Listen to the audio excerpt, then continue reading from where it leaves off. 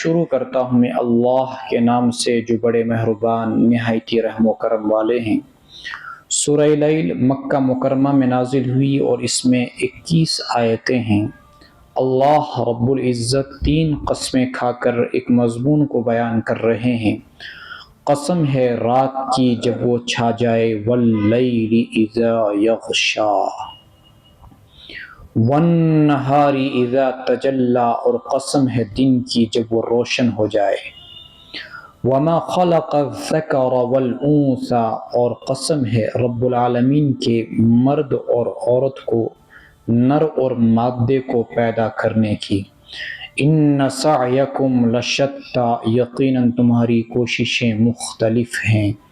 فاما من اعطی، سو جس نے دیا، واتقی، اللہ سے ڈرا، وصدق بالحسنی، اور اس نے بھلی بات سچی بات کی تصدیق کی، فسنیسرہ للیسری، ہم اس کو سامان فراہم کریں گے آسانی کا، ہم اس کے لیے جنت کی راہوں کو آسان کر دیں گے۔ وَأَمَّا مَنْ بَخِلَ، اور جس شخص نے بخل اختیار کیا، وَاسْتَغْنَى، بے نیازی دکھلائی اور سچی بات کو جھٹلایا، وَكَذَّبَ بِالْحُسْنَى، فَسَنُيَسِّرُهُ لِلْعُسْرَى، ہم اس کو سامان فراہم کریں گے مشکلات کا، یعنی کہ ہم اس کے لیے جہنم کی راہوں کا سامان آسان کر دیں گے۔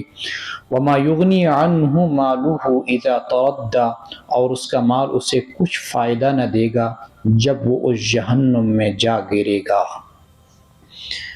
اس سورت کا مضمون تقریباً سورہ انشقاق کی ان آیات سے ملتا جلتا ہے جس میں اللہ رب العزت نے ہمیں مخاطب کر کے کہا، یا ایھا الانسان انک کادح الی ربک کدحا فملاقیہ، فاما من اوتی کتابہ بیمینہ، اے انسان تو مسلسل محنت و مشقت کرتا ہی رہے گا، کرتا جب تک کہ اپنے رب سے نہ جا ملے، قدحا فملاقی، تو پھر اللہ سے جا ملے گا، انک کادح الی ربک قدحا فملاقی۔ کیا مطلب؟ اللہ رب العزت نے مجھے اور آپ کو زندگی جیسا عظیم ہدیہ اور تحفہ دیا، دولت دی۔ ہم اس زندگی کی 50 سال، 60 سال، 70 سال میں محنتیں کرتے رہتے ہیں۔ کسی کی محنتیں اسے جنت تک پہنچاتی ہیں، کسی کی محنتیں اسے جہنم تک پہنچاتے ہیں، اور کسی کی محنت انسان کو نہ جنت کے لائق رکھتی ہیں نہ جہنم کے لائق۔ فضول اور عبث لایانی کاموں میں اپنی زندگی کو تباہ و برباد کرتے ہیں۔ اس مضمون کو سمجھنے کے لیے آپ کو وہ حدیث یاد کرنی پڑے گی۔ اللہ کے نبی علیہ السلام نے فرمایا، کل یغدو، ہر انسان صبح کرتا ہے، فبایع النفس، پھر وہ اپنے نفس کو تجارت میں لگا دیتا ہے، فمعتقھا او موبقھا، یا تو اسے ہلاک و برباد کر دیتا ہے یا اسے جہنم کی آگ سے آزاد کرتا ہے۔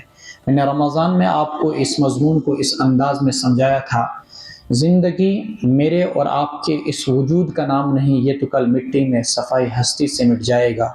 زندگی ٹائم کا نام ہے، وقت کا نام ہے، جو مجھے اور آپ کو اللہ کی طرف سے دیا گیا ہے۔ یوں سمجھ لیجئے ہر صبح اللہ کی طرف سے ہمیں 12 گھنٹے یا 24 گھنٹے کا ایک ٹائم دیا جاتا ہے، میرے بندے جا، یہ 12 گھنٹے میری طرف سے تجھے ایک دولت ہے، ایک نعمت ہے، تو اس کو صحیح طریقے سے صرف کرے گا تو ان 12 گھنٹوں میں تو ان اوقات کو، ان 12 گھنٹوں کو صحیح انداز میں خرچ کر کے، صحیح انداز میں استعمال کر کے جنت کو کما سکتا ہے، اور ان 12 گھنٹوں میں گناہوں کا ارتکاب کر کے تو جہنم میں جا سکتا ہے۔ یاد ہوگا میں نے آپ کو یہ مثال بھی دی تھی، یوں سمجھ لیجئے کہ آپ اپنے بیٹے کو 1 لاکھ روپیہ دیتے ہیں، بیٹا جاؤ تم اس کا بزنس کرو، وہ اس 1 لاکھ روپے کے 3 چیزیں کر سکتا ہے، یا تو یہ 1 لاکھ روپے کا جا کر ہلاکت کا سامان خریدے گا، یا اس 1 لاکھ روپے کو جا کر وہ صحیح استعمال کر کے اس کا 1 کے بجائے 2 لاکھ کر کما کر لائے گا، یا یہ کہ شام کو یہ 1 لاکھ واپس لائے گا۔ اللہ رب العزت نے جو ہم کو یہ 12 گھنٹے دے، ہر دن صبح دیتے ہیں اللہ تبارک و تعالیٰ، اس میں صرف 2 ہی آپشن ہیں، یا تو جنت یا جہنم۔ یہ ٹائم آپ اپنے آپ، یہ بیٹا آپ کو شام کو یہ 12 گھنٹے واپس لا کر نہیں دے سکتا ہے۔ زندگی کی جو گھڑی گزر گئی سو گزر گئی، جو دن گزر گیا سو گزر گیا، وہ کبھی واپس نہیں آ سکتا ہے۔ تو اللہ رب العزت فرماتے ہیں اے بندے تو کوشش کرتا کرتا کرتا کرتا ساری زندگی گزر جاتا ہے۔ ہماری ہوتا کیا ہمارے ساتھ، ہم 3 سال کے ہوئے، والدین نے اسکول میں پہنچا دیا، LKG UKG، پھر 10 تک 12 تک 150 کتابیں پڑھی، پھر کالج یونیورسٹی کی لائف، پھر بزنس یا ملازمت، تاکہ 60 سال ہماری زندگی کے گزر جاتے ہیں، 70 سال گزر جاتے ہیں، اور ہمیں پتہ ہی نہیں کہ راستے 2 تھے، ایک نیکی کا راستہ، ایک دنیا داری کا راستہ، ایک دینداری کا راستہ۔ ہو سکتا تھا کہ ہم ان دونوں چیزوں کو ساتھ چلائیں، نیکی بھی کریں اور دنیوی ضرورتوں کو بھی پورا کریں، لیکن اکثر انسانیت کے ساتھ کیا ہوتا ہے کہ وہ دنیا کے راستے پر چلتے چلتے چلتے چلتے یہاں پہنچ گیا، اسے ان 60 سالوں میں نہ قرآن کی تفسیر کھولنے کی نوبت آئی، نہ قرآن کی تلاوت کی نوبت آئی، نہ قرآن کو سمجھنے کی نوبت آئی، نہ احادیث رسول کو پڑھنے کی نوبت آئی، نہ عبادت و تلاوت کی نوبت آئی، زندگی گزر گئی۔ انک قادح الی ربک قدحا، یہ وہ لوگ ہیں جنہوں نے اپنے آپ کو خسارے میں ڈالا۔ والعصر ان الانسان لفی خسر، قسم ہے زمانے کی، انسان گھاٹے میں۔ زمانے کی قسم کیوں کھائی اللہ نے؟ یہی بتلانے کے لیے کہ وقت کی قدر کرو گے تو کامیاب فلاح یاب ہو جاؤ گے، وقت کی قدر نہیں کرو گے تو برباد ہو جاؤ گے۔ دوسرا طبقہ وہ تھا انک قادح الی ربک قدحا وصدق بالحسنی، قرآن کریم کی تصدیق، لا الہ الا اللہ کی تصدیق، شریعت کی تصدیق، اور شریعت کے سامنے سر نگوں ہونے والے۔ ان 3 صفات کے حاملین کے لیے اللہ کی طرف سے خوشخبری ہے کہ ہم ان کے لیے جنت کے راہوں کو آسان کر دیں گے، یعنی وہ اعمال ان کے لیے آسان ہو جائیں گے جن کی انجام دہی کے بعد وہ ڈائریکٹ جنت میں پہنچ جائیں گے۔ یسرا سے مراد وہ اعمال جو انہیں جنت تک پہنچا دیں گے۔ پھر دوسرا ایک طبقہ فجار و فساق کا، وہ کون سا؟ فرمایا وہ لوگ ہیں جو مال کے خرچ کرنے میں بخل کرتے ہیں۔ اکثر امت کا یہی حال ہے کہ بخل مسلط ہو گیا، کروڑوں کے پراپرٹیاں مر گئے، قبر کے نیچے پہنچ گئے۔ بھائی کچھ ساتھ تو لے جاؤ نا۔ ساتھ لینے کا مطلب یہ تھا کہ دنیا میں زندہ رہتے وقت اللہ کے راہ میں صدقہ کر دیتے، مسجد بنا دیتے۔ ایک آدمی کے پاس 50 دکانیں ہیں، کتنا لالچی انسان، بھائی کم سے کم ایک دکان کا کرایہ اللہ کے راہ میں وقف کر دے، کیا فرق پڑے گا؟ اس دکان کی ماہانہ آمدنی بیواؤں کے لیے وقف، یتیموں کے لیے وقف، مسجد کے لیے وقف، مدرسے کے لیے وقف، فلاں کے لیے وقف، یہ چیز اس کو قبر میں کام آتی۔ لیکن نہیں، لالچی ہے انسان، وہ اما من بخل، بخل، وکذب بالحسن واستغنى، تکبر اختیار کرتا، دین کے سامنے جھکا نہیں۔ اعلان ہوا یہاں پر درس قرآن ہوگا، تقریباً نماز میں 150 لوگ تھے، 10-15 آدمی بیٹھے، باقی نکل گئے۔ یہ کیا ہے؟ استغنا، ہمیں قرآن کی ضرورت نہیں۔ اللہ حفاظت فرمائی، گھروں میں کوئی مصروفیت ہے، اتوار کا دن ہے لیکن نہیں بیٹھنا ہے۔ واستغنا، بے نیازی کا مظاہرہ کیا قرآن کریم کے سامنے۔ وَكَذَّبَ بِالْحُسْنَى، اور سچی بات قرآن کو جھٹلایا، لا الہ الا اللہ کو جھٹلایا، شریعت کو جھٹلایا۔ اللہ فرماتے ہیں فَسَنُيَسِّرُهُ لِلْعُسْرَى، ہم ان کے لیے مشکل راہوں کو آسان کر دیں گے، یعنی وہ اعمال کرنے ان کے لیے ایزی ہو جائیں گے جن کے ارتکاب کے بعد وہ ڈائریکٹ جہنم میں پہنچ جائیں گے۔ گناہ ان کے لیے آسان ہو جائیں گے جو بخل کرے گا۔ مجھے آیت سمجھ ہے کیا؟ اگر انسان سخاوت کرے، صدقۃ خیرات کرے، اللہ رب العزت اس برکت سے اس کو نیکیوں کی توفیق دیں گے۔ انسان اگر بخل کرے، اللہ رب العزت اس بخل کی نحوست سے نیکیوں کی توفیق اس سے سلب کر لیں گے اور ایسے کام کرائیں گے جس کی وجہ سے انجام اس کا جہنم ہوگا۔ ہم سوچتے ہیں کہ بخل معمولی چیز ہے، نہیں، جہنم تک پہنچانے والی چیز ہے۔ ہم سوچتے ہیں کہ سخاوت معمولی چیز ہے، نہیں، جنت تک پہنچانے والی چیز ہے۔ وَمَا يُغْنِي عَنْهُ مَالُهُ إِذَا تَرَدَّى، کل قیامت کے دن اس کا مال اسے کچھ کام نہیں آئے گا جب یہ جہنم میں جا گرے گا۔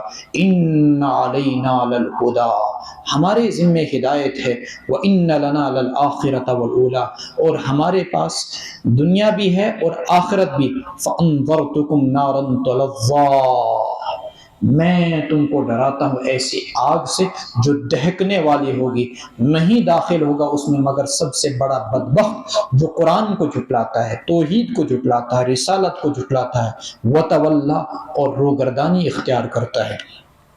وَسَيُجَنَّبُهَا، یہ ایک الگ سے مضمون شاندار ہے، اور اس جہنم سے دور رکھا جائے گا اس شخص کو جو اللہ سے سب سے زیادہ ڈرنے والا ہو۔ اس کی صفت کیا ہے؟ وہ اللہ کی راہ میں اپنا مال خرچ کرتا ہے پاکیزہ ہونے کے لیے، میں گناہوں سے پاکیزہ ہو جاؤں گا۔ معلوم ہوا کہ اللہ کی راہ میں مال خرچ کرنے سے انسان کے گناہ بھی دھل جاتے ہیں۔